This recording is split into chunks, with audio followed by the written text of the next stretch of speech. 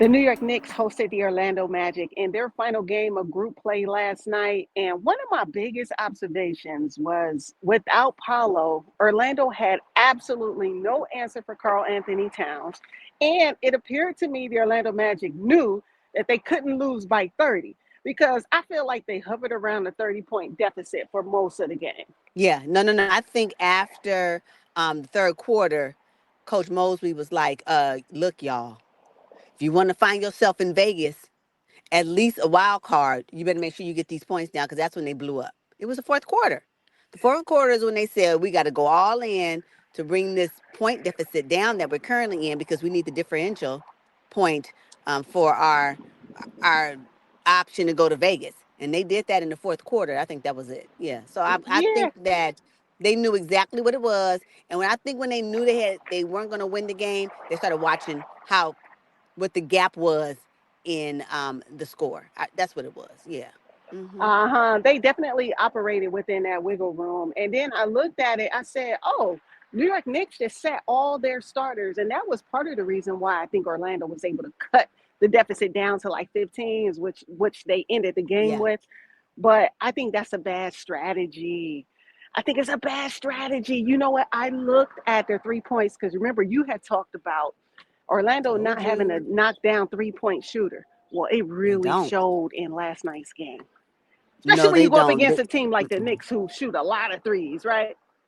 No, the Knicks that was the difference in the game right there. Okay, there's two things for me.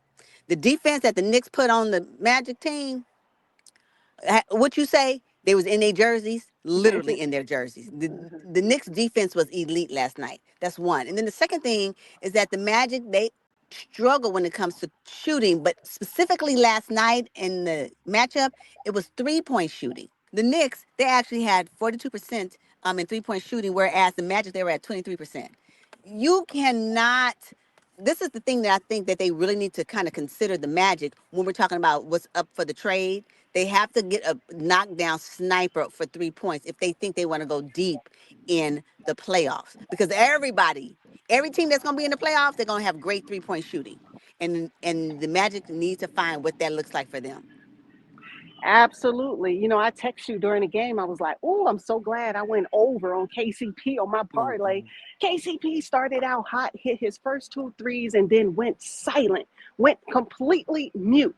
And I don't know why the Magic went away from him because he's really their only 3 and D guy.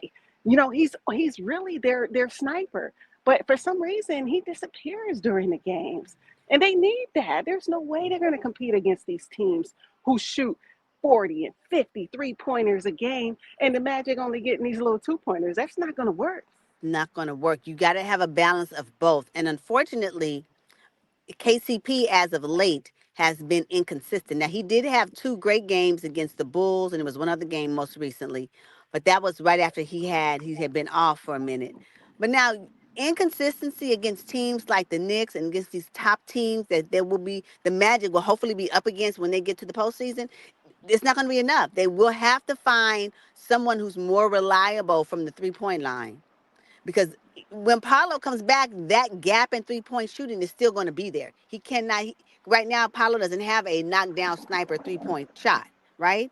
Although as great as he is as a basketball player, so if the Magic don't fix that particular piece in their structure, it's gonna be a quick exit to Cancun in the postseason. Quick exit. Yeah, the New York Knicks had balanced scoring throughout, and I had They talked about in a did. previous video where we had talked about the upcoming Cup game. I said, "Oh, I'm looking for someone other than Franz Wagner to get going. Oh, I'm looking to see if the Orlando Magic can have balanced scoring." They didn't necessarily last night. In fact, the Wagner brothers put up Yes. 50 points of their own of 106. How you gonna Mhm. win games like that? You're not. You're not. You're not. And I don't know what happened to the Magic last night. They appeared to be a little off. I don't know. It was just weird. I wasn't expecting that type of matchup against the Knicks for this final Cup game, knowing what the Magic has been putting out there in their performance for the previous games. It was just weird watching it. I just don't think they were prepared defensively too. They looked like they were discombobulated. Like the Knicks came in ready. Let me tell you something. You think they didn't have an answer for Karl Anthony Towns? They most definitely didn't have an answer for Josh Hart. Most Mm-mm. definitely, Josh Hart had his way all night. Yeah, triple double. I mean, he scored a triple double. When I say less is more for the New York Knicks in this case, they had a full complement of players in double digits. OG, 18. Josh Hart had an 11-point triple double, 13 rebounds, 10 assists. Cat, 23 points, 15 rebounds. You even got Bridges with 19, and Brunson Right. had 21. And Deuce McBride off the bench, 18. What? That is balanced scoring for that. That Yeah. is balanced scoring for sure. You know what though, but this is what's so funny about it, right? And I don't think they could have been prepared for OG because OG. I was listening to the commentators, and they were saying that OG had been stale from the 3-point line. Like he attempted 16 shots. Well, guess what? In last night's game, he went 4 of 7. What? OG said, Mhm. "I'm gonna bring my 3-point game to this particular matchup." Again, the Magic. I love them as a team, but between their low shooting, especially from the 3-point line, they don't get that. Man, Mhm. this game would have been a lot different had they had a couple of snipers on 3 point. Then it just would have kind of been a little bit closer in the scoring.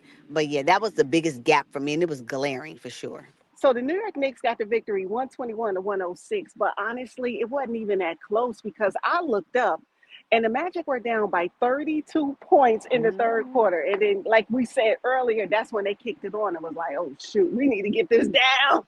We need to get this down. New York only played their starters probably about 3 quarters. yeah, no, they knew they had it, and you know what? Though another thing, now, okay, so we already established for me that the Knicks defense was elite.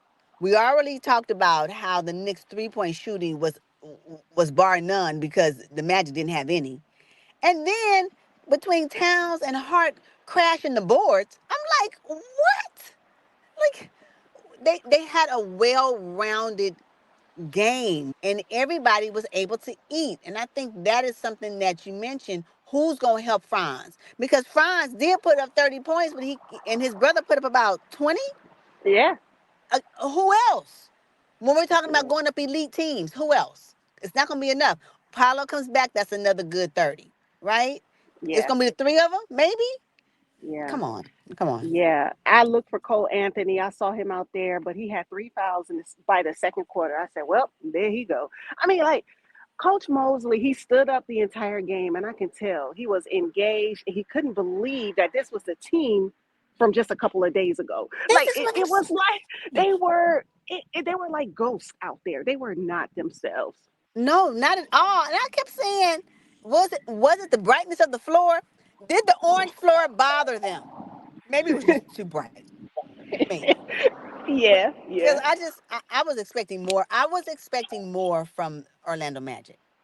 I really was.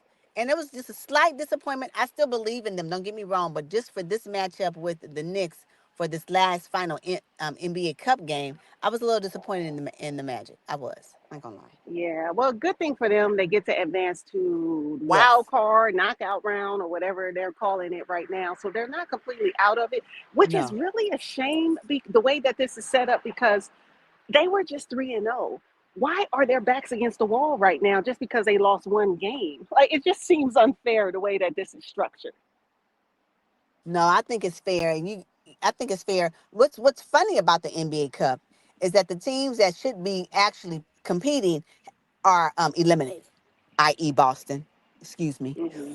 Like, how Uh you just huh. ain't gonna show up? Tell you. Oh my goodness. Okay, so we don't get a chance to see another NBA Cup game until next week, December 10th, when we kick off with the quarterfinals. Who's playing on that day? Like, how did the NBA structure this? All right. So then, as you know, there were 4 groups, right, for the NBA Cup, 2 for East, 2 for West, and from that, in the East matchup, there's 2 games, Bucks and Magic, and then from the East as well is the Knicks and the Hawks. And Ooh, then in the okay. West, it's going to be OKC and the Mavs, and then the Ooh. Rockets and the Warriors. Oh man, okay, it gets really tough now. I mean, No, players can smell the cup trophy at this point. They're pretty I close. think so too. Yeah, no, it's Mhm. it's real serious. But this quarterfinals, these matchups right here, I'm here for it because the Bucks, y'all saying y'all not getting ready to count me out. Ooh, wee! Oh I yeah. wasn't ready. I didn't think the Bucks was gonna be able to pull themselves out of the dungeon, and the Bucks right now balling. So Wait a minute though. I know I said the Bucks going to the Eastern Conference Finals. I just want to put that back on the record. okay, I'm glad you was able to dust that take off. Good. It's really going to boil down to who's going to be distracted by being in Las Vegas, Sin City, access Yeah, galore, so yeah. many things to do. Who's going to be focused? Which team is going to put aside all distractions and really lock into the NBA Cup? That's really what it's going to boil down to for me. I think so because the parties that weekend, girl. Ooh, I know. We. Yeah. Who got free tickets? No, I'm just playing. All